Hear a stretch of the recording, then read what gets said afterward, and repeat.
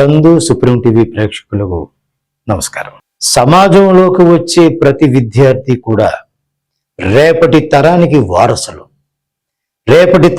వారసులుగా మారే ఈ విద్యార్థి లోకం ఎలా ఉండాలి, ఏం చేస్తే బాగుంటుంది, ఎలా వాళ్ళని వాళ్ళు తప్పిదిచ్చుకోవాలి, ఎలా వాళ్ళని వాళ్ళు తీర్చిదిద్దుకోవాలి, ఎలా ఉండాలి, ఏం చెయ్యాలి, వీటన్నిటి మీద ఎప్పటికప్పుడు అవగాహన ఇస్తూ ఉన్నటువంటి ఒక కీలకమైన ఒక వ్యక్తి ఉన్నారు. విద్యార్థి లోకం కోసం పోరాటం చేసిన యోధులు ఉన్నారు.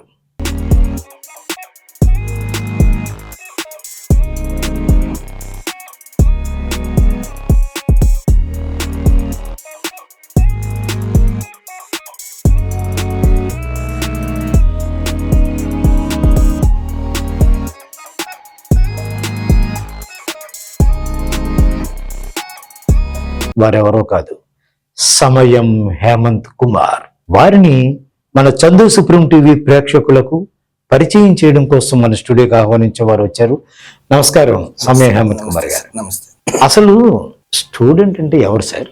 అసలు మొట్టమొదటగా ఈ చందు సుప్రీం టీవీ అధినేత చంద్రశేఖర్ గారికి అంటే కృతజ్ఞతలు తెలియజేయాలి యావత్ విద్యార్థి లోకం తరపున.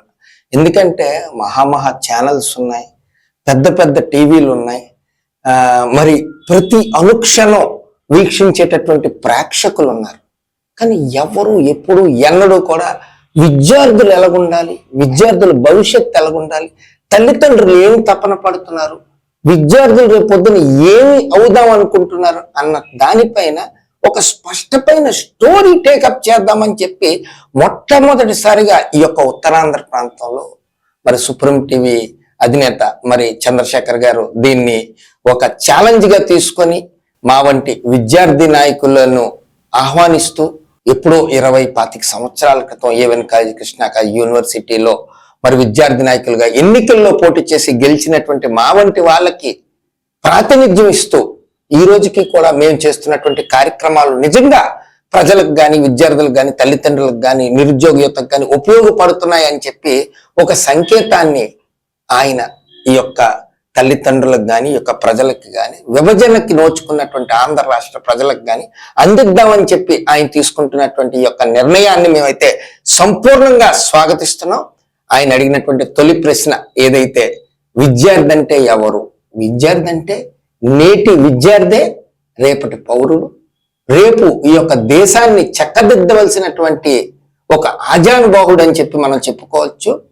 భారతదేశం యొక్క మొదటి సిటిజన్ గా మనం ఎవరిని అనుకుంటున్నాం, ఆయన కూడా ఒకప్పుడు విద్యార్థిగా వచ్చినటువంటి వ్యక్తే. కాబట్టి విద్యార్థి దశ అనేటువంటిది మన పూర్తి దశలో ఇదొక కీలకమైన ఘట్టం కింద మనం అయితే చెప్పుకోవచ్చు అని చెప్పి. సమయం హేమంత్ కుమార్ గారు, విద్యార్థి అంటే విద్యను ఆర్జించే ఒక వ్యక్తి, దానికి వయసుతో నిమిత్తం లేదు.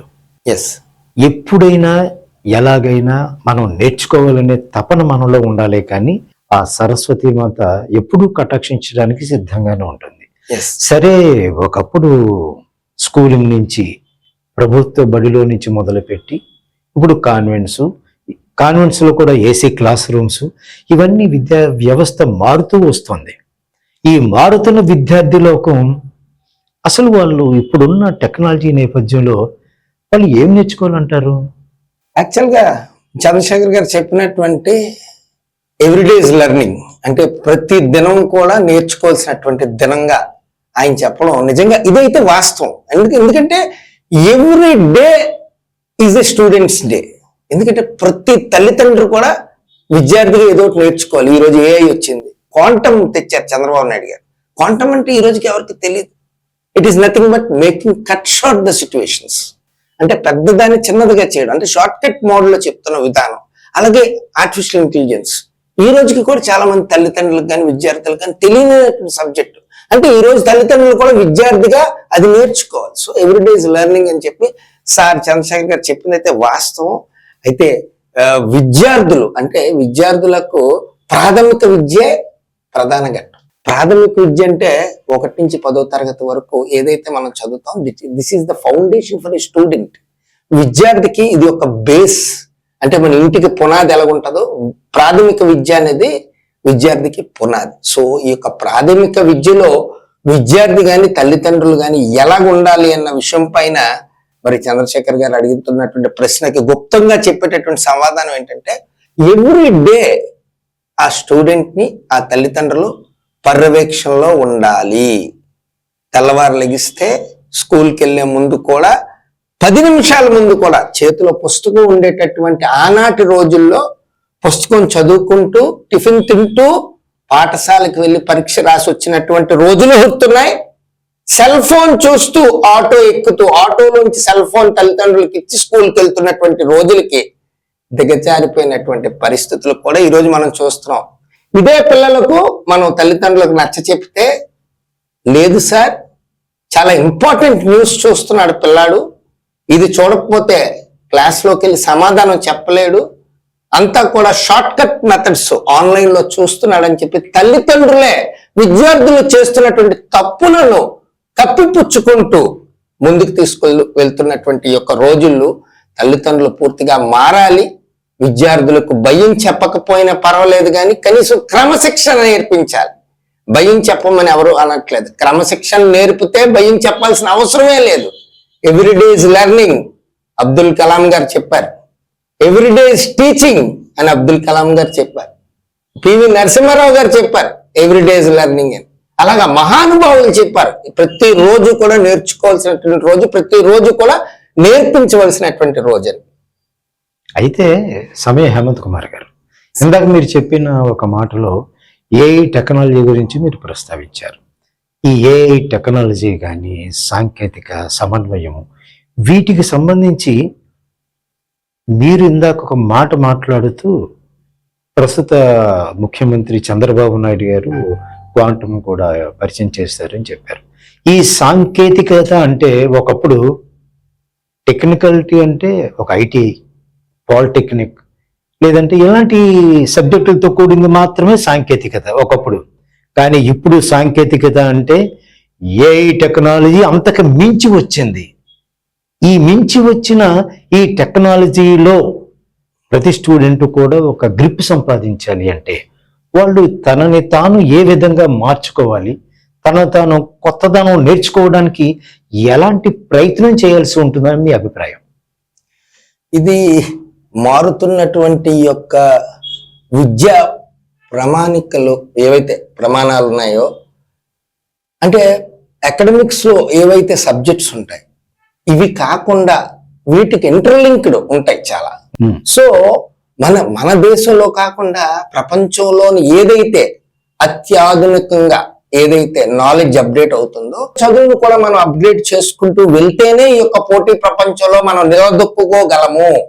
అంతేగాని మనకున్నటువంటి 4 గోడల మధ్యలోని ఏవైతే ఏబిసిడ్లు 1 2 3లు మనం గతంలో చదువుకున్నటువంటి ఎక్కాలు పద్యాలు వీటితోటి మమ అనిపించేద్దామంటే కుదరదు. మరి ముందుకు నెట్టుకుని వెళ్ళేటటువంటి రోజులు కాదు.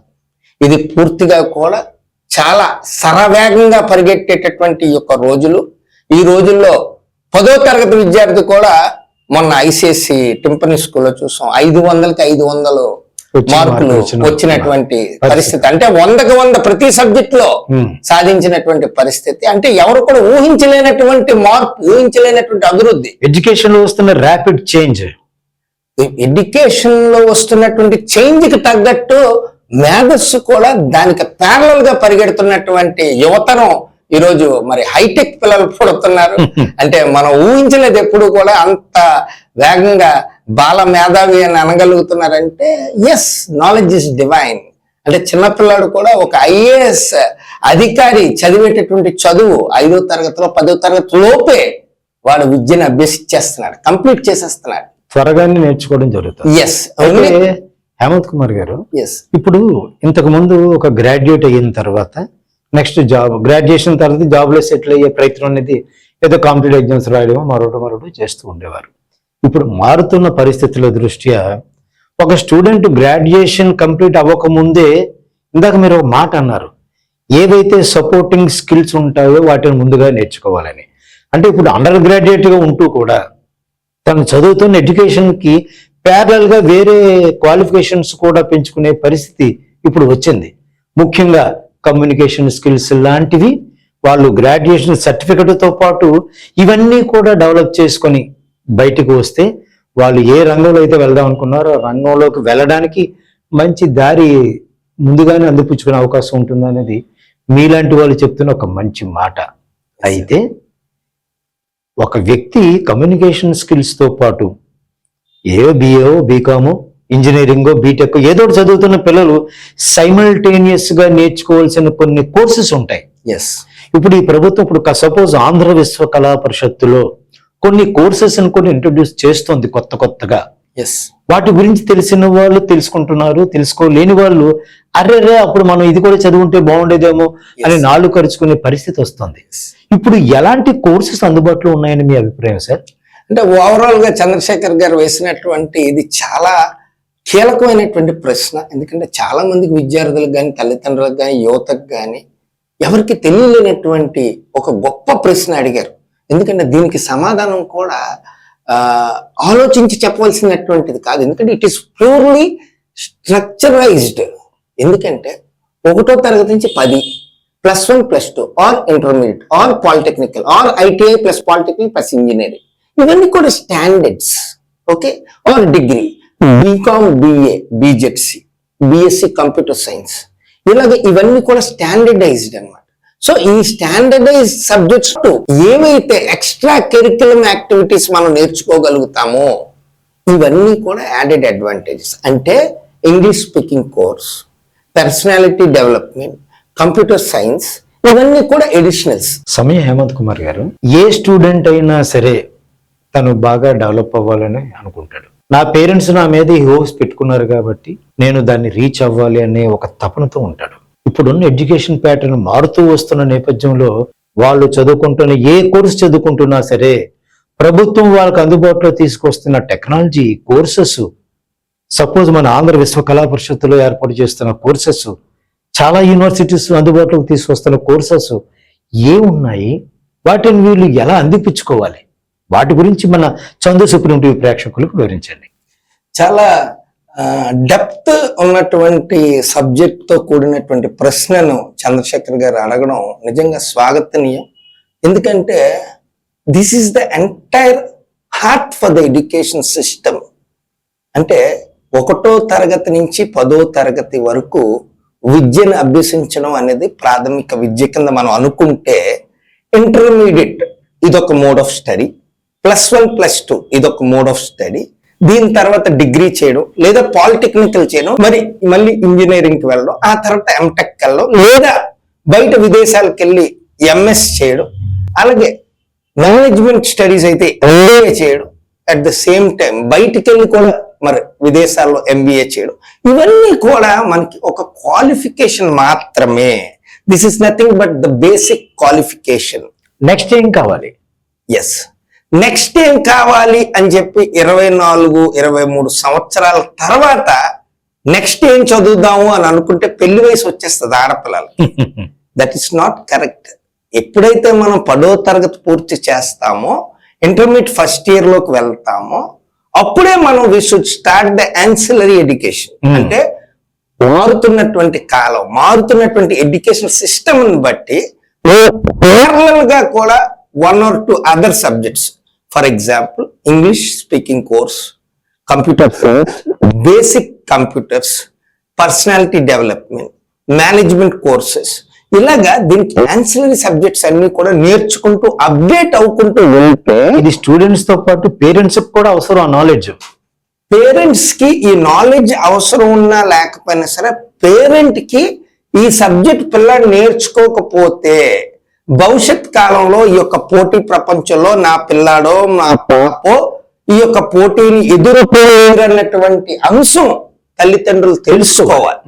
తెలుసుకోకపోతే మీరు ఎంత నిష్ణాతులైనప్పటికీ కూడా ఈ యొక్క పోటీ ప్రపంచంలో with single degree or single PG with single PhD you can crack any job.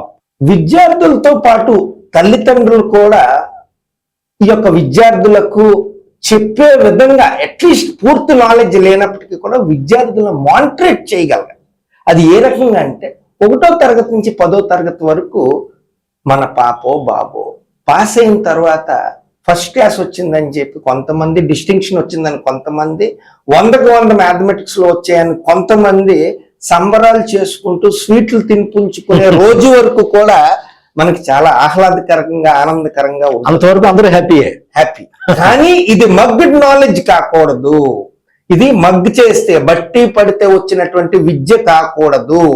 A+B అన్న ప్రశ్న ఏదైతే అడిగారో దాంతో సమానంగా ఈ ప్రశ్న మళ్ళీ తీసి మళ్ళీ అడిగినా సరే సమాధానం చెప్పగలిగేటట్టు మన విద్యార్థి ఉండాలి.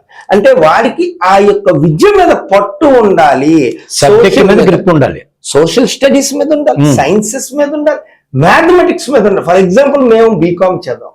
బీకామ్ లోని కామర్స్ లో ప్రధానమైన సూత్రాలు ఏంటి అని అడిగితే debit what comes in, credit what goes out, debit the receive, credit the giver, debit all income, credit all loss, 3 సూత్రాల మీదే మొత్తం కామర్స్ అంతా ఉంటుంది. కామర్స్ అంతా డిపెండ్ అయి ఉంటుంది. అంటే దిస్ ఈస్ ద స్టాండర్డ్స్.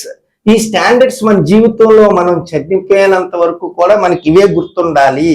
ఇవి ఎప్పుడైతే మనం మర్చిపోతామో ఆ రోజుతో మనం చదివిన విద్య యొక్క సర్టిఫికెట్ యొక్క వ్యాలిడిటీ మనకి మనమే బర్తరఫ్ చేసుకున్నట్టు లెక్క. అంటే the education system where we have undergone, మనం ఎప్పుడైతే ఏ ఎడ్యుకేషన్ సిస్టమ్ లో అయితే పాస్ అయ్యి ముందుకు వెళ్ళామో, ఆ పాస్ అయిపోయాం కదా అని చెప్పి అది డస్ట్బిన్ లో వేసేయడానికి అవదు. It should be in our memory. ఇది మన మెమరీలో ఫీడ్ అయిపోయి ఉండాలి, శాశ్వతంగా ఉండాలి. ఆ తర్వాత చదివేటటువంటి సబ్జెక్టులన్నీ కూడా తాత్కాలికమే. ఇదైతే పర్మనెంట్. ఏ విద్య అయితే మీరు గ్రాడ్యుయేషన్ వరకు చేస్తారో ఇందులో మీరు నేర్చుకున్నటువంటి బేసిక్స్ ఏవైతే ఉన్నాయో దీస్ ఆర్ ఆల్ స్టాండర్డ్స్. దాని తర్వాత యాన్సిలరీగా మీరు ఏదైతే నేర్చుకున్నారో ఇవన్నీ కూడా కాలాన్ని బట్టి మారుకుంటూ వెళ్తూ ఉంటాయి. ఈ రోజు ఇది నేర్చుకుంటాం, ఈ రోజు వాలెట్లు నేర్చుకుంటాం, రేపు జావా నేర్చుకుంటాం, ఎల్లుండి పైథాన్ నేర్చుకుంటాం, ఆ తర్వాత ఏఐ నేర్చుకుంటాం, ఆ తర్వాత క్వాంటమ్ నేర్చుకుంటాం. టెక్నాలజీ అప్డేట్ అయిపోతుంది, డే టు డే అప్డేట్ అయిపోతూ ఉంటాం. So these are all changes. కానీ మనం 1వ తరగతి వరకు 10వ తరగతి 1 నుంచి 10, 10 నుంచి 1+1 అంటే +1+2, అదే విధంగా డిగ్రీ, అదే విధంగా ఇంజనీరింగ్, అదే విధంగా ఎంఎస్, అదే విధంగా పిహెచ్డి రీసెర్చ్ చేసినంత వరకు ఏదైతే మనం స్టాండర్డ్ ఎడ్యుకేషన్ సిస్టమ్ ఉంటుందో it should be like a memory chip.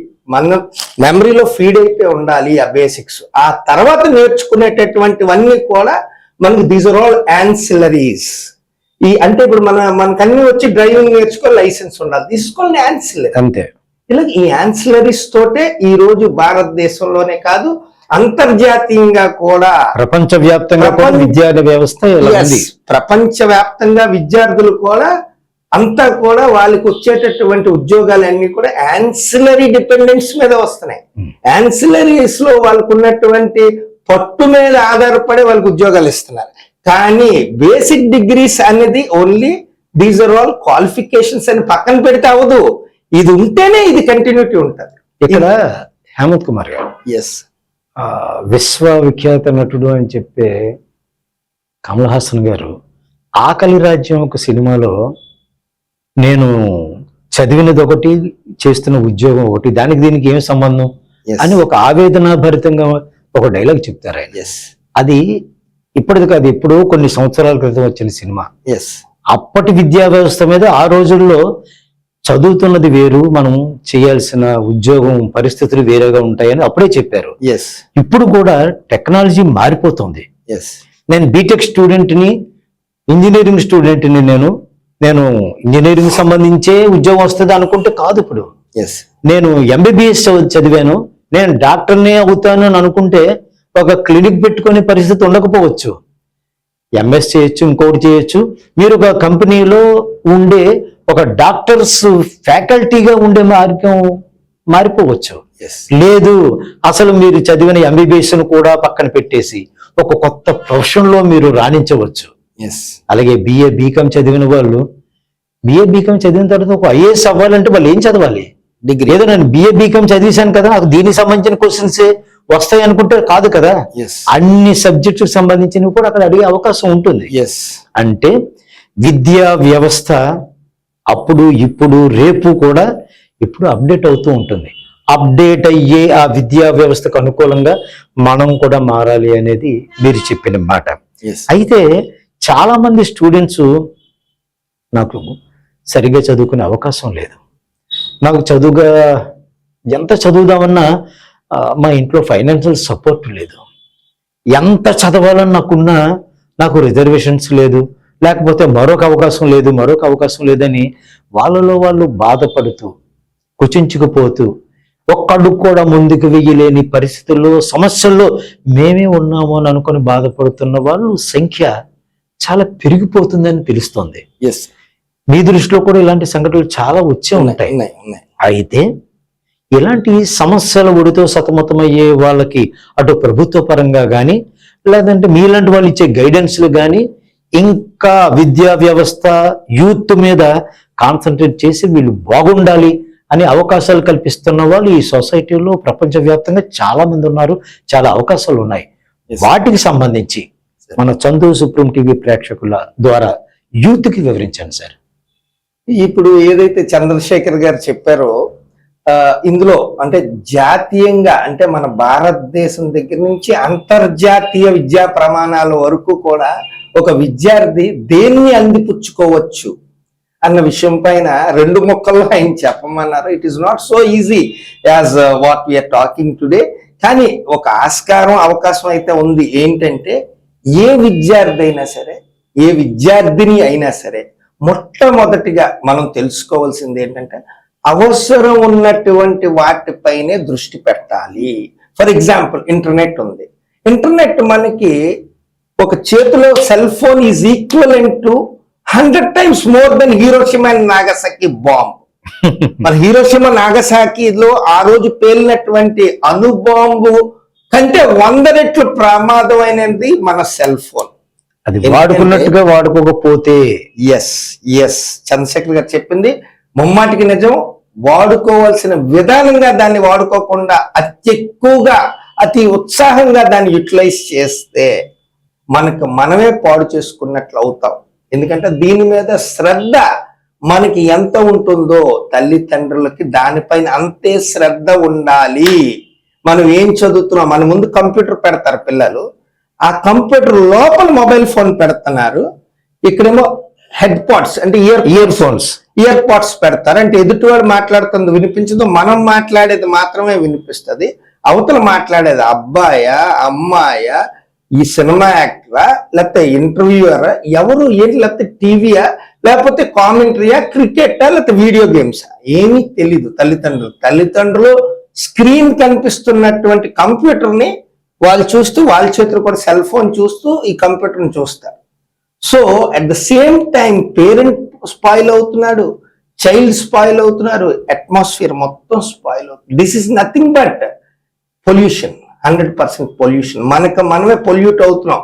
చాలా మంది వాతావరణంలో కాలుష్యం ఉంది అని చెప్పి చాలా మంది మన గూగుల్ డేటా సెంటర్ వస్తే వాతావరణం పాడైపోతుంది, ఎక్కువ రేడియేషన్ వస్తుంది అని చాలా మంది చెప్తున్నారు. The cell phone what today we are using is 100 times more polluted than the Google data centre or any other data centres. ఈ విషయం ప్రతి తల్లిదండ్రులు తెలుసుకోవాలి.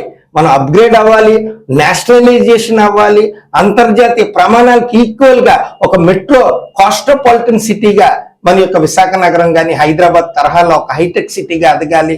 మరి మన పిల్లలందరికీ కూడా హైటెక్ గా ఉద్యోగాలు రావాలి, అంతర్జాతీయ ప్రమాణాల ప్రకారం జీతభత్యాలు కూడా రావాలి అని అనుకుంటే దానికి తగ్గట్టుగా మనం కూడా మారాలి. కానీ దానికి తగ్గట్టుగా మనం పొల్యూట్ అవుతున్నాం, మారట్లేదు. ఈ విషయాన్ని తల్లిదండ్రులు తెలుసుకోవాలి. This is not a rocket science. Every parent knows what the wrong they are doing. ఉదయం లెగిస్తే వాళ్ళు చేసే ప్రతి తప్పు ప్రతి తల్లిదండ్రులకి తెలుసు. ఏ ఒక్కరు కూడా తెల్లవారు 5:30-6 గంటల లోపు లెగిసి ఒక 10 నిమిషాలు కూడా వాకింగ్ చేయట్లేదు. అట్లీస్ట్ హెల్త్ కండిషన్స్ మెయింటైన్ చేయడానికి ఒక 10 minutes వాక్ చేయట్లేదు. బద్ధకంతో శుభ్రంగా స్నానం చేయడం, దేవుడికి దండం కూడా పూర్తిగా పెట్టుకోకుండా బొట్టు పెట్టుకొని దండం పెట్టుకున్నట్టు అది కూడా కృత్రిమం చేస్తున్నారు. సో ఈ రకంగా యథా రాజా తదా ప్రజ అన్నట్లు తల్లిదండ్రులు పిల్లలు కూడా ఇంకా దిగజారిపోయి ఇంకా దిగజారిపోయి.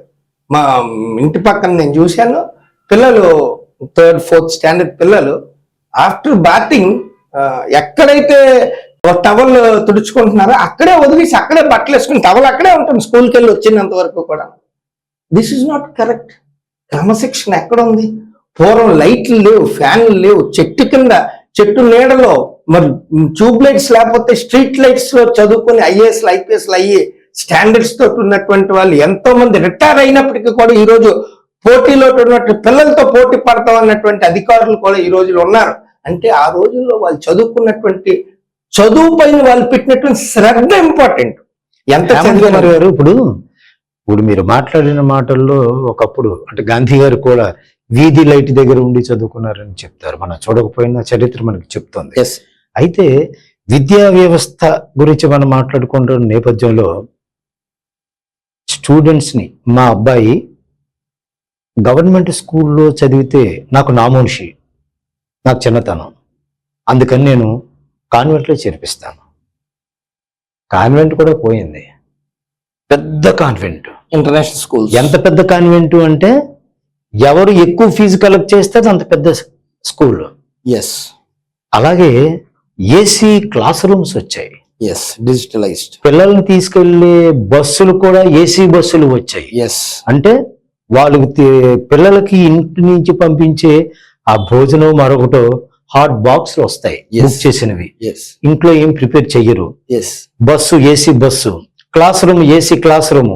వాళ్ళు ఆడుకోవడానికి, మా పిల్లలు ఆడుకోవడానికి టైం లేదండి. ఎందుకు లేదు అంటే వాళ్ళకి ట్యూషన్స్ స్కూల్లోను కాలేజీలోను అక్కడే ట్యూషన్స్ ఉంటాయి. అది అయిపోయిన తర్వాత వాళ్ళ ఇంటికి ఏదో టైంకి వస్తారు. ఇంటికి వచ్చే టైంకి ఈ పేరెంట్స్ వాళ్ళు బిజీలో వాళ్ళు ఉంటారు. ఇంటికి వచ్చిన పిల్లలు ఏదో తిన్నాము అనుకుంటారు, అనిపించుకుంటారు. వాళ్ళు రూమ్ లోకి వెళ్తారు, తలుపు వేసుకున్నారు. ఇందాక మీరు చెప్పినట్టుగా వాళ్ళు ఏం చేస్తున్నారు ఎవరికి తెలియదు. డోర్ ఓపెన్ చేసి మా అబ్బాయి కంప్యూటర్ ముందే ఉన్నాడు, చదువుకుంటున్నాడు అని అనుకుని డోర్ దగ్గరికి వేసేస్తారు. వాడు డిస్టర్బ్ అవ్వకూడదు, లేకపోతే అమ్మాయి డిస్టర్బ్ అవ్వకూడదని. ఇలాంటి ఈ పరిస్థితులు ఉన్న ఈ నేపథ్యంలో అసలు సామాజిక బాధ్యత ఏంటి సార్? ఒక పేరెంట్గా కానీ, ఒక ఫ్యామిలీ మెంబర్స్ కానీ వాళ్ళ రెస్పాన్సిబిలిటీ అబౌట్ దేర్ చిల్డ్రన్ ఎలా ఉంటే ఈ కుటుంబ నేపథ్యం బాగుంటుందంటారు మీరు? అంటే చాలా వ్యాలిడ్ క్వశ్చన్ చంద్రశేఖర్ గారు అడిగింది. నిజంగా అంటే కుటుంబాన్ని కూడా సరిదిద్దగలిగేటటువంటి ఒక ఇంటర్లింక్డ్ క్వశ్చన్ అడిగారు సార్. పూర్వం మనకి జాయింట్ ఫ్యామిలీస్ ఉండేవి. డాడీ, బాబాయ్, పిన్ని, అత్త, మామయ్య, నానమ్మ గారు, వీలుంటే అమ్మమ్మ గారు, తాతగారు, లేదంటే తాతగారు అమ్మమ్మ గారు వేరే చోట ఉండేవారు. కానీ ఈరోజు మనకి అపార్ట్మెంట్ సివిలైజేషన్ వచ్చింది. ఓన్లీ మనమే ఎక్కడ డివైడ్ అండ్ రూల్ లాగా బ్రిటిష్ పాలసీ మనది. మన అమ్మ, మన నాన్న, మనము, మన పిల్లలు. మన నానమ్మ అంతటి ఉండదు, మన తాతగారు మనతోటి ఉండరు. వీలుంటే వేరే ఇంట్లో ఉంటారు, లేదా ఓల్డ్ ఏజ్ హోమ్ లో పెట్టేస్తున్నారు. ఎప్పుడైతే ఇంట్లోని నలుగురు మనుషులు మన కుటుంబంతో పాటు మిగతా బ్లడ్ రిలేషన్స్ ఉంటారో, నానమ్మో తాతగారు ఉంటారో, ఆటోమేటిక్ గా తల్లి తండ్రి కాన్సన్ట్రేట్ చేయకపోయినా ఈ మనవరు మనవరాల మీద వాళ్ళు కాన్సన్ట్రేషన్ పెడతారు. ఏంటో చేస్తున్నావు, ఏంట్రా చేస్తున్నావు అని వాళ్ళు అడుగుతారు. కానీ ఈ రోజున దిగజారుడు వ్యవస్థ తల్లికి తండ్రికి కూడా వయసు అయిపోయి రిటైర్మెంట్ అయిపోతే వాళ్ళకి కూడా విలువ ఇవ్వకుండా, మనములు మనవరాళ్ళు కూడా వాళ్ళకి విలువ ఇవ్వకుండా ఉండేటటువంటి అట్మాస్ఫియర్ ని తల్లిదండ్రులే క్రియేట్ చేస్తూ, మీరు చెప్పారు ఇందాకే అపార్ట్మెంట్ కల్చర్. వీళ్ళని చిన్న చూపు చూసే విధానంగా, అంటే తాత జీతం తేట్లేదు కదా, అమ్మమ్మ జీతం తేట్లేదు కదా, వాళ్ళకి మనం ఎందుకు విలువ ఇవ్వాలి అన్న తత్వంలో తల్లిదండ్రులు వాళ్ళ యొక్క సొంత తల్లిదండ్రులను వాళ్ళ యొక్క పిల్లల దగ్గర కూడా చిన్న చూపు చూడడం వల్ల వీళ్ళు విసిగి వేసారిపోయి ఏ చెట్టు కిందో పుట్ట కిందో, లేకపోతే ఏ హాస్టల్లోనో, లేకపోతే ఏ ఓల్డ్ ఏజ్ హోమ్ కో వెళ్ళిపోతే కనీసం ఈ అవమానాన్ని మనం భరించలేక బయట, అంటే ఇంటికి వస్తున్న చుట్టాల దగ్గర కూడా తలదించుకోవాల్సినటువంటి పరిస్థితికి తల్లిదండ్రులు, అంటే నానమ్మ తాత అమ్మమ్మ తాత జగజారుతున్నటువంటి పరిస్థితిలో ఆ అవమానాన్ని తట్టుకోలేక ఇతర రిలేషన్స్ దగ్గర బయటికి వెళ్ళి ఏ ఓల్డ్ ఏజ్ హోమ్ లోనే ఉండిపోతే కనీసం ఈ అవమానమైన మనకి జరగదని చెప్పి వాళ్ళు వెళ్ళిపోతున్నారు. ఇది పెద్దవాళ్ళకి సంబంధించిన విషయం అయితే, తల్లి తండ్రి వాళ్ళ పిల్లల్ని వాళ్ళ దగ్గర తీసుకునే రోజులు ఎవరి దగ్గర ఏమీ ఉండట్లేదు. పిల్లలు పేరెంట్స్ కి దూరం అయిపోతున్నారు. వాళ్ళు ఏం చేస్తున్నారు వీళ్ళకి తెలియదు, వీళ్ళకి ఏం కావాలనుకున్నారో పిల్లలకి తెలియదు.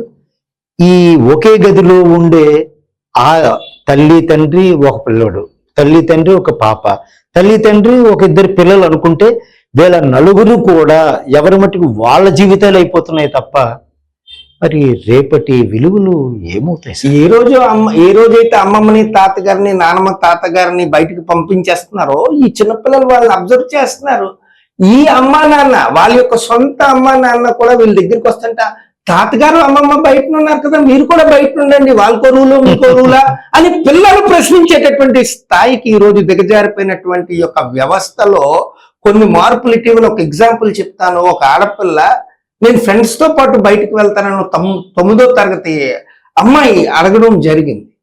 అడిగితే అదేంటమ్మా ఎందుకు వెళ్తావు, వాళ్ళకి వెళ్ళకూడదు కదా, ఆడపిల్లవి మగపిల్లలతోటి వాళ్ళతోటి ఆఫ్టర్ 6 మీరు వెళ్ళకూడదు అని అన్నందుకు she has started cutting her hands. Blade తో కట్ చేసి బ్లాక్మెయిల్, ఇమోషనల్ బ్లాక్మెయిల్. పేరెంట్స్ ఏంటండి ఈ కట్టింగ్స్ అని చెప్పి పక్కింటి వాళ్ళు అడిగితే లేదండి ఉల్లిపాయ కట్ చేస్తుంటే చెయ్యి కట్ అయిందని చెప్తున్నారే తప్ప మా పిల్ల మమ్మల్ని బ్లాక్మెయిల్ చేస్తుందండి అని చెప్పలేకపోతారు. పెట్టుకోలేకపోయా వై ఎందుకంటే ఇదే తల్లిదండ్రులు గతంలో చేసినటువంటి శాస్త్రాలను ఈ పిల్లలు చూసి నువ్వు అప్పుడు చేసినప్పుడు లేదా, ఇప్పుడు నేను వెళ్తానంటే నీకు తప్పు వచ్చిందా, నువ్వు నీ స్నేహితులతో నువ్వు వెళ్ళినప్పుడు లేదా, నేను వెళ్తానంటే నీకు తప్పు వచ్చిందని చెప్పి ఎదురు అడిగేటటువంటి పరిస్థితికి పిల్లలు వచ్చారంటే దీనికి కారకులు తల్లిదండ్రులు. వాళ్ళు గతంలో చేసినటువంటి తప్పుల వల్ల పిల్లలు కూడా అదే మార్గంలో నడుస్తున్నారు. దయచేసి తల్లిదండ్రుల్లో మార్పు ఉండాలి.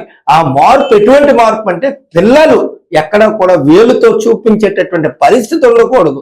మనం గింజనం పెడితే గింజనం తినగలగాలి, ఉల్లిపాయ ఇచ్చి పెరుగన్నం తినమంటే తినే పరిస్థితిలో ఉండాలి. అంతేగాని నాకు బయటకు తీసుకెళ్లి చికెన్ మంచూరియా ఇవ్వండి, లేకపోతే చికెన్ బిర్యానీ మాకు హోటల్లోకి పెడితేనే తింటాను, ఈ పరిస్థితి ఉండకూడదు. ఎట్టి పరిస్థితుల్లో నాకు ఎంసెట్ లో 100కు 100 రావాలి మమ్మీ, దీనికి నాకు మంచి ప్రైవేట్ పెట్టండి అని అడిగినటువంటి ఒక్క విద్యార్థి అయినా ఉన్నాడా?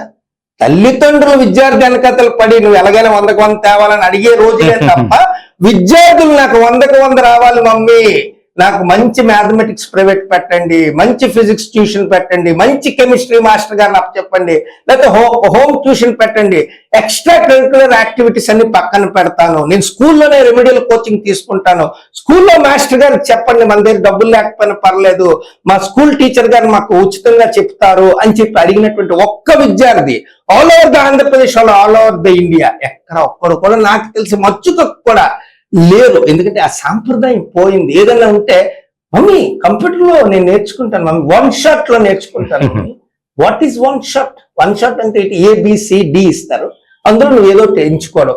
మమ్మీ ముందు అడగగానే ఈడు ఏఓ బిఓ సిఓ డిఓ చెప్తాడు, అదేదో లాటరీగా కరెక్ట్ అవగానే మమ్మీ డాడీ అనుకుంటే ఇదంతా ఈడే కనిపెట్టాడు వీళ్ళ అబ్బాయి అనుకుంటున్నారు. కానీ కాదు. ఆర్కిమెడిస్ ప్రిన్సిపల్ మీకు తెలుసా? When a body is immersed in a liquid it undergoes an apparent loss of weight. అంటే ఒక గంగాలో నీటి పూర్తిగా ఉంటే అందులో ఒక పెద్ద బరువైన పదార్థాన్ని వేస్తే ఎంత పదార్థాన్ని లోపల వేస్తాం అంత నీరు బయటకు వస్తుంది. అవును. అంటే మనం ఎంత చదివితే అంతే మన దగ్గర ఉంటది. ఇంత పిండిలో ఇన్ని రొట్టెలు రావు, అంతే. ఎంత పిండికి అన్ని రొట్టెలు వస్తాయి. ఇది ఆర్కిమెడిస్ ప్రిన్సిపల్ అదే ప్రూవ్ చేస్తుంది. So every action has an equal and opposite reaction. ఇది కూడా న్యూటన్ థర్డ్ లో కూడా అదే చెప్తుంది. మనం ఆ బుక్ లోకి వెళ్ళి మనం దాన్ని సంగతి మనం ఒకసారి అనలైజ్ చేస్తే విషయం బయటపడుతుంది. చంద్రశేఖర్ గారు అడుగుతున్నటువంటి ప్రతి క్వశ్చన్ కూడా these are all practical questions. దీనికి ఈ ప్రశ్నలన్నిటికీ జవాబులు తల్లిదండ్రుల దగ్గర విద్యార్థుల దగ్గర ఉన్నాయి.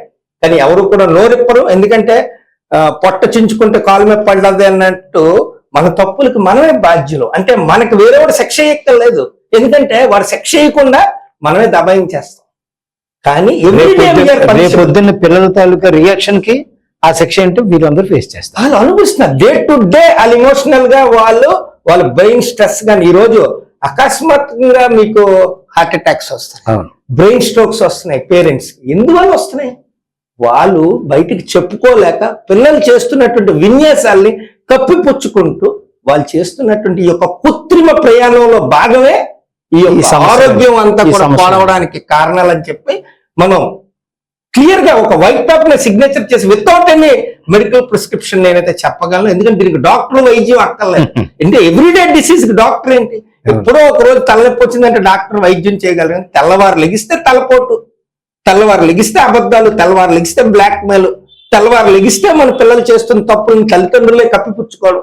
What is this? డ్రగ్స్, మందు తాగడం, సిగరెట్స్ ఏమనంటే లేదు పక్కోళ్ళు స్మోక్ చేస్తే ఆ స్మోక్ మా పిల్లాడు బనీనికి పట్టిందని చెప్పి ఒక తల్లి, నేను మా ఇంటి పక్కన ఇదేంటి మీ బనీన్ వాసన వస్తుందని నేను ఒకరోజు ప్రశ్నిస్తే ఆ పిల్లాడిని no no no no no mister Hemant, it was the smoke of others when he has got travel. అందుకే మీరు గవర్నమెంట్ తో ఫైట్ చేయాలి, పబ్లిక్ స్మోకింగ్ చేయకూడదు అనేసి. పబ్లిక్ లో స్మోక్ చేస్తే మనోడు పక్క నుంచి వెళ్తే ఆ స్మోక్ ఇతను బనీనికి పట్టిసిందంట.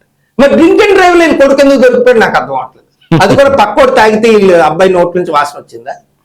So this are all nothing but C, మన పిల్లల్ని మనమే కప్పిపుచ్చుకోవడం అనేది టెంపరీగా మనం వాళ్ళని శిక్షకి అర్హులుగా మనమే తీర్చిదిద్దుతామని నాకైతే. This is a open quiz or debate, ఎందుకంటే it is an absolute mistake of the parents. Might be సొసైటీలో మనం మన పిల్లల గురించి వాస్తవం చెప్తే ఆ రోజుకి మనం సొసైటీ కించపరుస్తుందేమో, కానీ ఇన్ లాంగ్ రన్ మన పిల్లలు బాగుపడతారు. హేమంత్ గారు, ఎస్ సార్, ఇప్పుడున్న పరిస్థితుల్లో చదువు అయిపోయిన తర్వాత కుటుంబ నేపథ్యం దృష్ట్యా కానీ, లేకపోతే చదువు అయిపోయింది కాబట్టి మనం ఏదో జాబ్ సంపాదించుకోవాలని కానీ, ఒక ప్రాంతం పిల్లలు మరొక ప్రాంతానికి వెళ్ళి జాబ్ ప్రయత్నాలు చేసుకొని ఏదో ఉద్యోగం సంపాదించుకొని ఏదో ప్రయత్నం చేస్తున్నారు.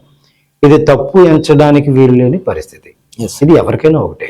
కానీ ఒక ఊరు నుంచి మరొక ఊరు వెళ్ళిన ఒక అమ్మాయి లేదా ఒక అబ్బాయి, ఇలాంటి నేపథ్యంలో కలిసిన కొంతమంది అమ్మాయిలు అబ్బాయిలు కలిసి మన ఇంటి దగ్గర ఉంటే ఈ ఊర్లో జాబ్ వస్తే నేను ఉద్యోగం చూసుకొని మళ్ళీ ఇంటికి వచ్చేస్తాను, నేను బయట ఊరికి వెళ్తే ఎక్కడో దగ్గర ఉండాలి కదా, ఉండాలంటే ఏదో ఒక రూమ్ తీసుకొని ఉంటాను, నేను ఒక్కనే రూమ్ తీసుకొని ఉండాలి అంటే నేను సంపాదించింది నాకు సరిపోదు, మళ్ళీ ఇంటి దగ్గర నుంచి అడిగి పెట్టుబడి పెట్టించుకోవాలి.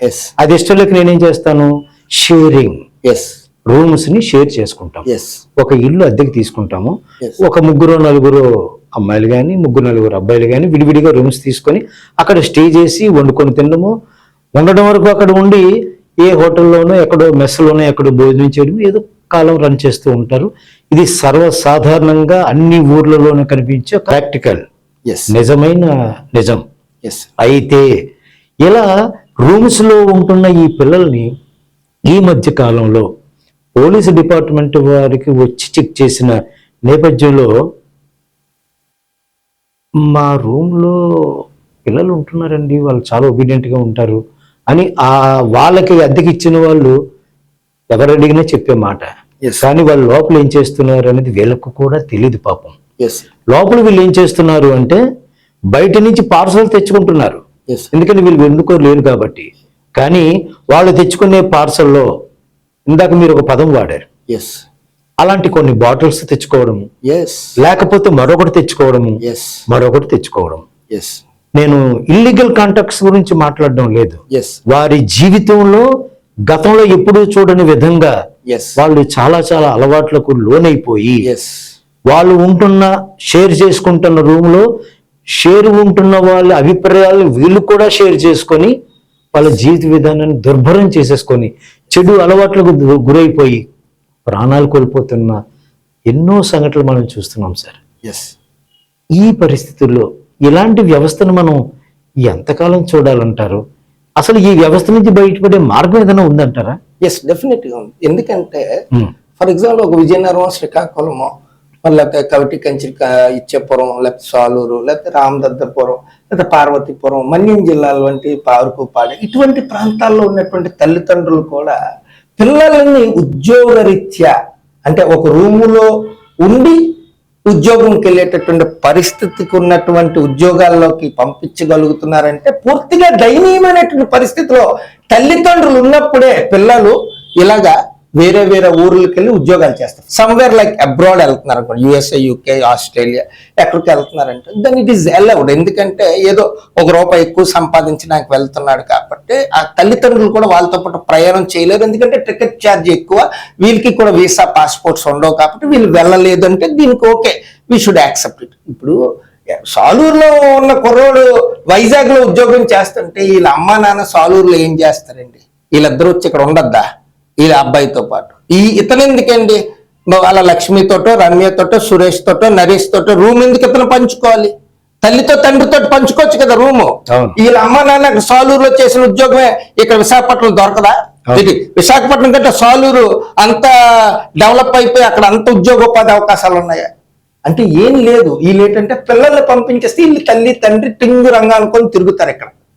ఇది అంటే వాస్తవం ఏమనుకోద్దు. తల్లిదండ్రులు, మేము కూడా తల్లిదండ్రులు పాత్రలో ఉన్న వ్యక్తులుగా మాట్లాడుతున్నటువంటి మాటలే. Please don't mind. ఎందుకంటే మనం మన పిల్లలకి మనం ఇస్తున్నటువంటి యొక్క ఫ్రీడమ్, మనం తీసుకుందాం అనుకున్నటువంటి ఫ్రీడమ్ ఒకరోజు అయితే వాళ్ళకి ఆ ఒక్కరోజే కంటిన్యూటీ అయిపోతుంది. ఏమమ్మా మొన్న పంపించావు, ఈ రోజు ఎందుకు పంపించట్లేదు? మొన్న నీకు తప్పు అనిపించలేదా? విశాఖపట్నం వెళ్ళి షేర్ రూమ్ లో ఉంటే తప్పు అనిపించలేదా? షేర్ ఆటోలో 5 రూపాయలు ఇచ్చి అక్కైపాలెం నుంచి గాజువాకి వెళ్ళిపోమంటున్నావు, మరి అప్పుడు పక్కన లేరా మనుషులు అని ప్రశ్నిస్తున్నటువంటి సొసైటీ లోకం. అందుకు అసలు ఆ అవకాశం ఇవ్వకుండా నువ్వు ఎప్పుడైతే నీ పిల్లల్ని మన ఊరు వదిలి వేరే ఊర్లో ఉద్యోగానికి ఒక ప్రైవేట్ ఎంప్లాయ్మెంట్ పంపిస్తున్నావో, why can the father or mother is always housewife. మన ఉత్తరాంధ్ర ప్రాంతం, తెలుగు ప్రాంతాల్లో ఎక్కువగా మహిళలందరూ కూడా ఇంటి గృహిణులు. వీళ్ళెందుకండి పిల్లలతో పాటు వెళ్ళి ఆ రూమ్ లో ఉండి ఆవిడే వంట వండి, ఆవిడే వార్చి, ఆవిడే పిల్లలకి ఎందుకు పెట్టకూడదు?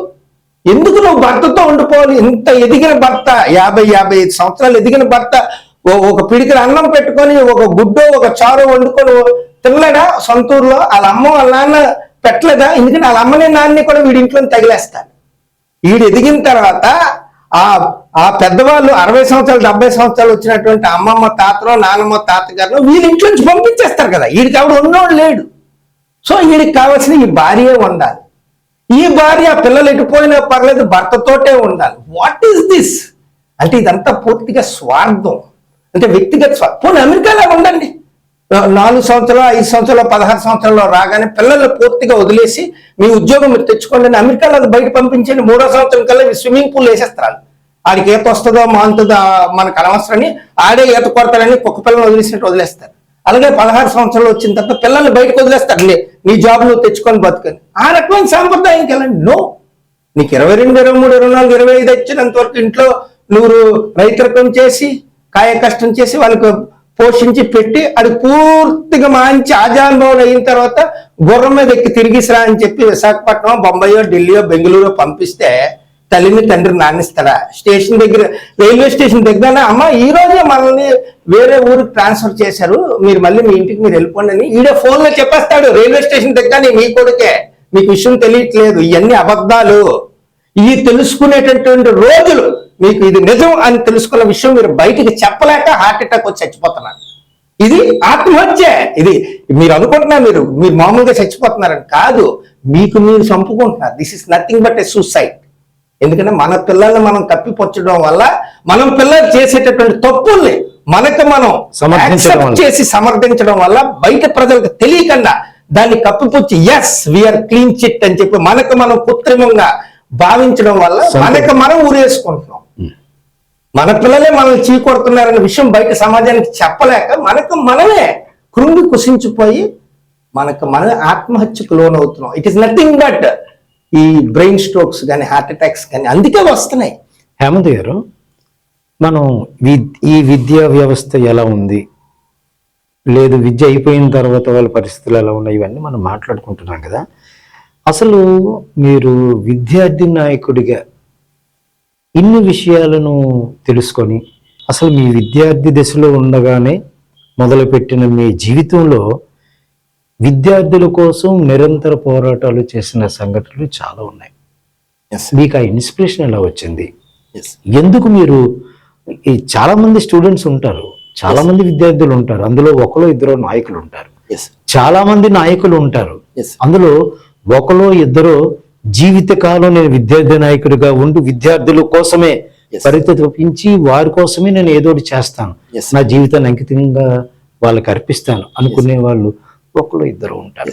ఇప్పుడు నేను ఏవైతే విషయాలు చెప్పానో ఈ విషయాలు అన్ని కూడా మీకు వర్తించేవే. మీరు ఈ విధంగా మీరు ఈ రంగంలోకి వచ్చి ఇదే రంగంలో కొనసాగడం వెనకతల ఏదైనా బలమైన కారణం ఉందంటారా? Yes, definitely sir. అంటే ఈ రోజులో ఉన్నటువంటి విద్యార్థి రేపటి పౌరుడు, రేపటి భారతదేశ చరిత్రని నిర్దేశించగలిగేటటువంటి సరైన మరి నాయకుడైనా అనవచ్చు, మరి సరైన యువకుడైనా మనం అనొచ్చు.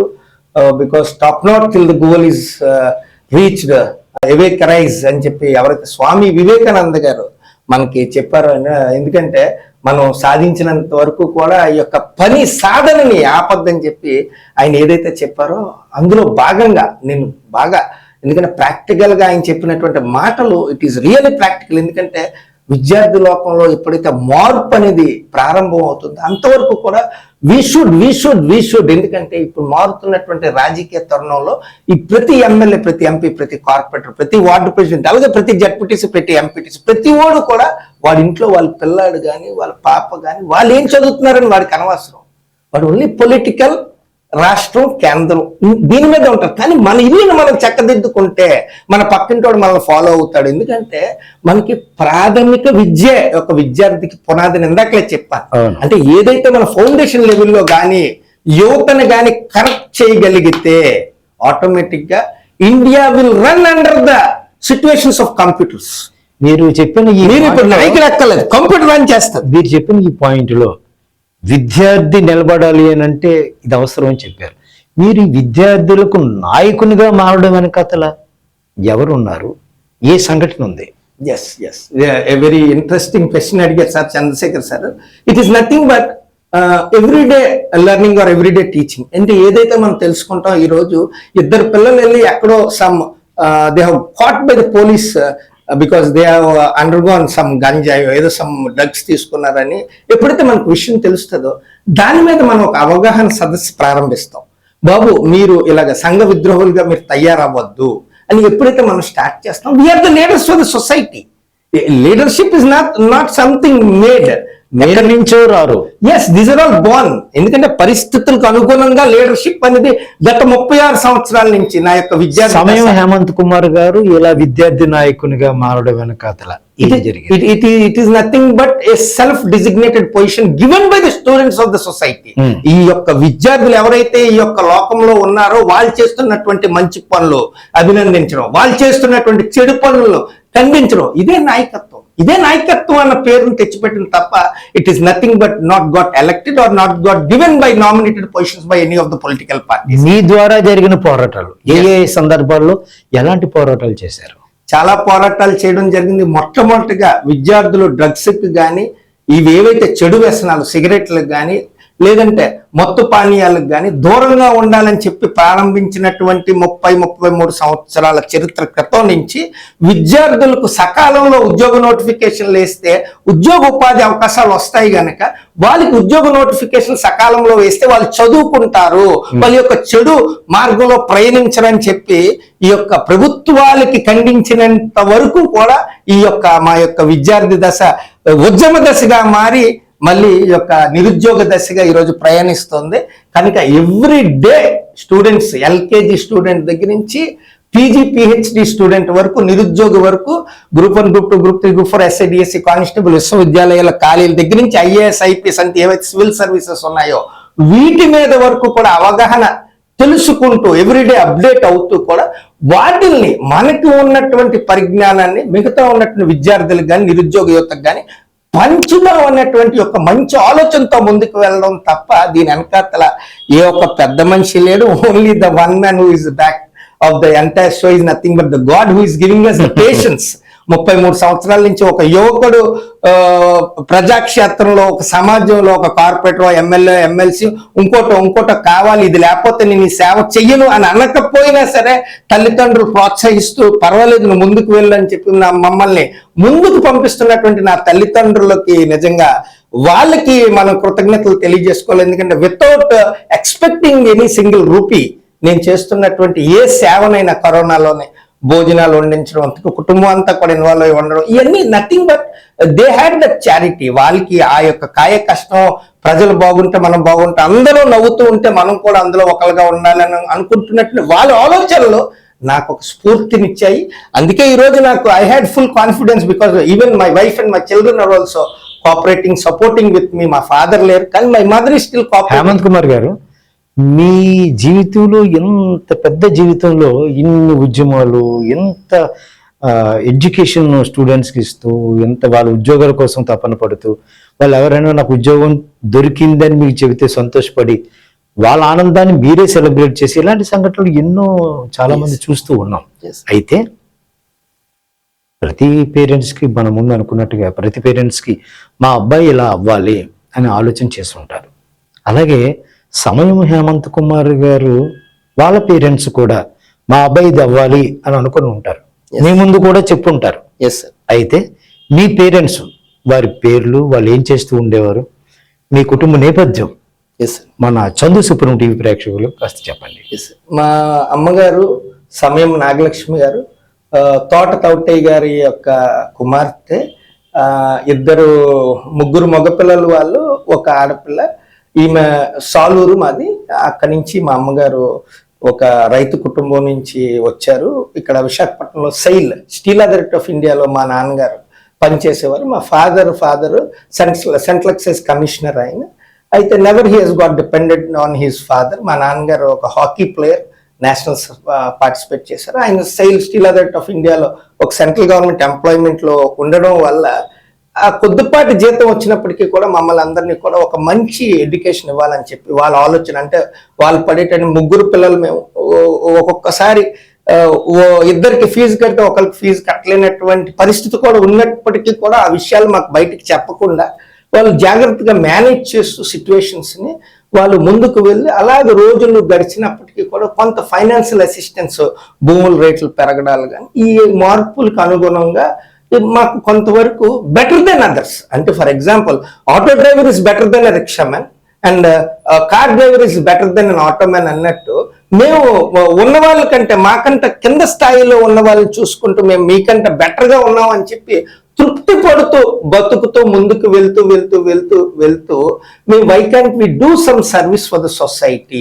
ఇట్ ఈస్ ఉన్నంతలోనే కొంత చెయ్యాలి. ఎస్, ఉన్న దాంట్లోనే మేము తృప్తి పడుతూ స్టిల్ టుడే మేము ఉన్నదాన్ని మాకన్నా తక్కువలో ఉన్న వాళ్ళని చూసి వీఆర్ బెటర్ దెన్ దెమ్ అని అనుకోవడమే తప్ప బాగున్న వాళ్ళని చూసి why can't we do something wrong అని చెప్పి ఎప్పుడు we never expected of such. అందుకే ఈరోజు ఈ స్టూడియోలో కూర్చోగలుగుతున్నాం అని అంటే కూడా it is nothing but the gift of the God and the parents who has bought them me and my brothers and sisters on to this earth.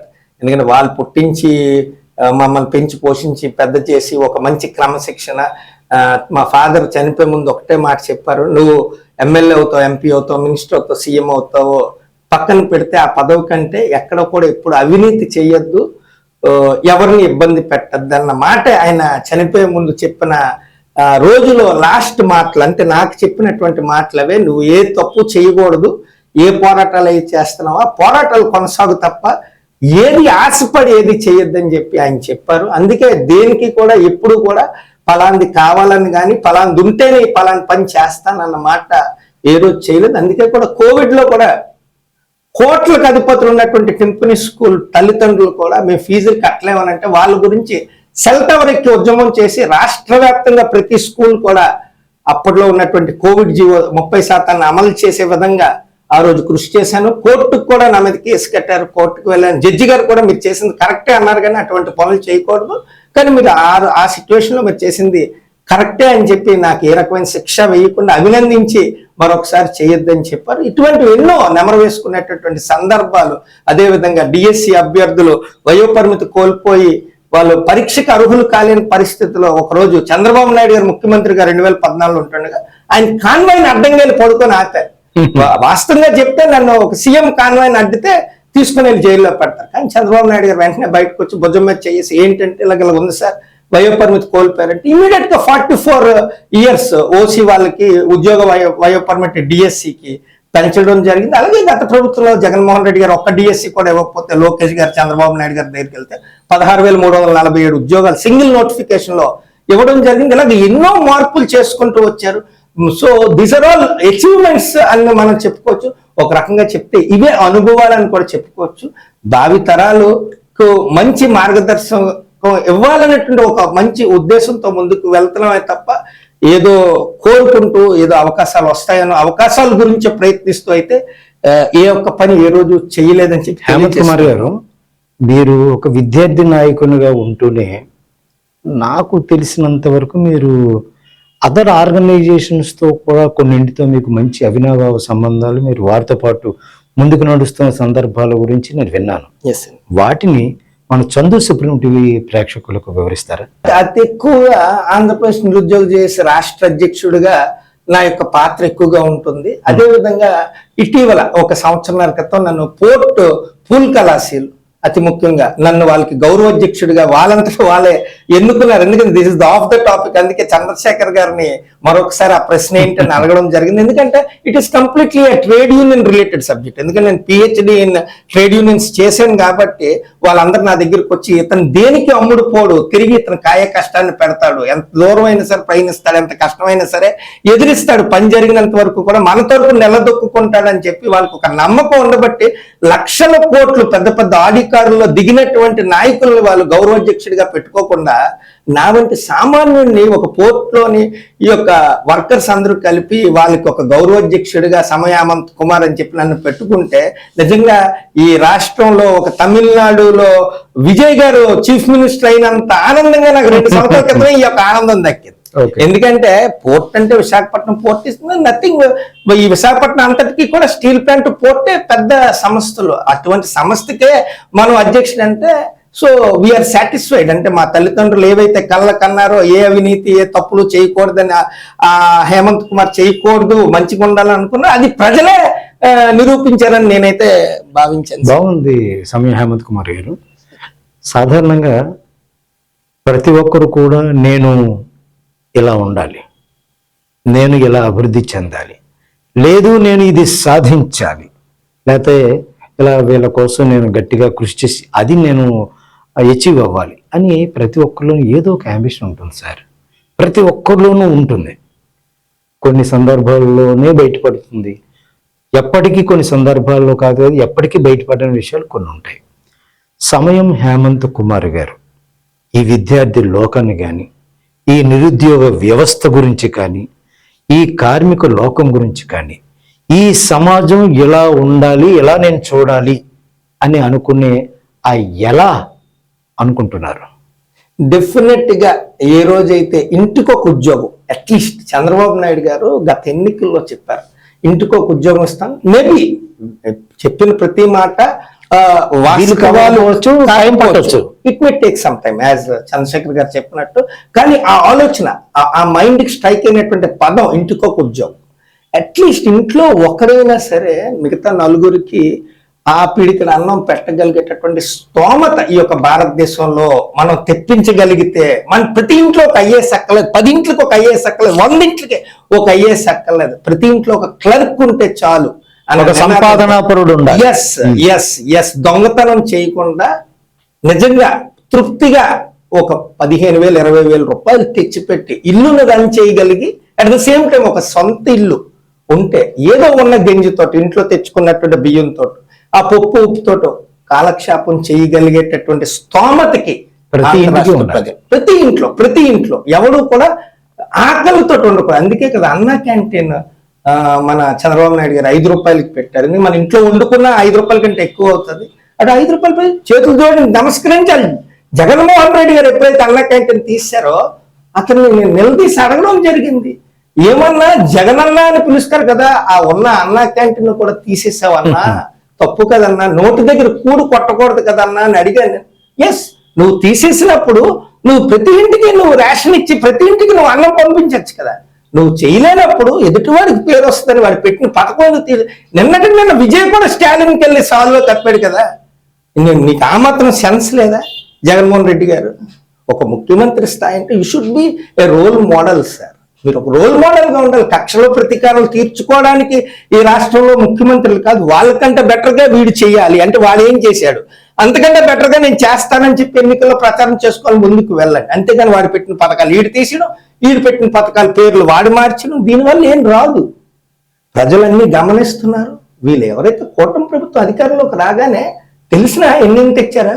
Google, సత్వ, Sify, Motherson, శ్రీతమీన, TCS, Cognizant ఎన్ని కంపెనీలు తెచ్చారనుకుంటున్నారు? చెబుతుంటే మీకైతే అంటే మతి చెల్లించేస్తుంది. ఇన్ని కంపెనీల ఇది నిజమా గారడియా అని అనిపిస్తుంది. ఇవన్నీ కూడా మళ్ళీ చూస్తే జగన్మోహన్ రెడ్డి గారు ఏం చెప్తారు తెలుసా? నేను తెచ్చినవే అని చెప్తారు. మరి నువ్వు తెచ్చినవైతే నువ్వు శంకుస్థాపన చేసిన ఉద్యోగాలు ఇవ్వాలి కదా బాబు. నువ్వు ఎక్కడొచ్చావు ఉద్యోగాలు? వీళ్ళు తెచ్చారు. వీళ్ళు ఉద్యోగ కల్పన కూడా ఇక్కడ డెక్ అని చెప్పి ఉడా కాంప్లెక్స్ లో లోకేష్ గారు పెట్టి 7 అంతస్తులు 8 అంతస్తులు 3 అంతస్తులు కార్ పార్కింగ్ ఆల్రెడీ స్టార్టప్ కంపెనీలు కూడా స్టార్ట్ చేశారు. అంటే ప్రజలకి రుషికొండ భవనం కడితే నేను ముఖ్యమంత్రి అయ్యాక ఇక్కడ ఉంటాను అన్నది అవసరం లేదు. మనం ఉండడానికి డాబా లేదండి, పక్కింటో డాబా మీద ఎక్కనివ్వట్లేదు మనల్ని. మీరు రుషికొండ భవనం మీరు ఎక్కితే ఏంటి, ఎక్కకపోతే ఏంటి? అక్కడ ఉన్నటువంటి ఈ ఐటీ టూరిజం సెంటర్లు అన్ని కూడా పగలగొట్టేసి మీరు రుషికొండ కట్టారు. Okay, it is a political debate, కాదనట్లేదు. కానీ ఏదైతే మీరు స్కూల్స్ మ్యాపింగ్ కానీ డిఎస్సి ఇవ్వకుండా మీ ఉక్కుపాదం మోపి మీరు చేసినటువంటి పరిపాలన వైసీపీని కానీ మేమైతే we are 100% we are against the your bad governance. Even still today మీకు ఏదైతే కూటమి ప్రభుత్వం ప్రస్తుతానికి పరిపాలిస్తున్నటువంటి విధానాలను అయితే మేమైతే ఎంకరేజ్ చేస్తాం. ఎందుకంటే they are far and 100% better than your administration what you have done just before the last 2-3 years before. So we are very happy with the present government and their governance, and we are very happy for their continuity and son and father especially. అంటే చంద్రబాబు నాయుడు గారు కానీ లోకేష్ గారు నాకు తెలిసి వాళ్ళు కంటి కునుకు కూడా ఉండట్లేదేమో, ఎందుకంటే ద స్లీపింగ్ అవర్స్ కూడా ఎక్కడ కూడా క్యాల్కులేట్ చేయలేకపోతున్నాం. టీవీలు యూట్యూబ్ చూస్తుంటే every day openings, every day meetings. వాళ్ళకి టైం ఎలా పర్మిట్ అవుతుంది? 24 hours ఆఫ్ టైం వాళ్ళకి ఎలా సరిపోతుందో నాకైతే అర్థం అవట్లేదు. Really we should appreciate their efforts. ఎందుకంటే the long 74 years of age, the stalwart of the united Andhra, ఏదైతే మన హైదరాబాద్ హైటెక్ సిటీగా ఆ రోజు చేశారో, విశాఖపట్నం 10 సంవత్సరాల్లో దీన్ని ఏఐ సిటీగా మారుస్తానని మాట ఇచ్చినటువంటి లోకేష్ గారు, చంద్రబాబు నాయుడు గారికి విశాఖపట్నం తరఫున మేమైతే కృతజ్ఞతలు తెలియజేసుకుంటే we always welcome and we will follow your guidelines అని చెప్పి ఈరోజు తెలియజేసుకుంటాం.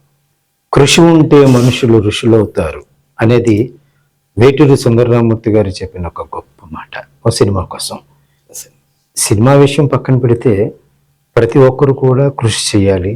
కృషితో నాస్తి దుర్భిక్షం అన్న మాటను నిజం చేయాలి.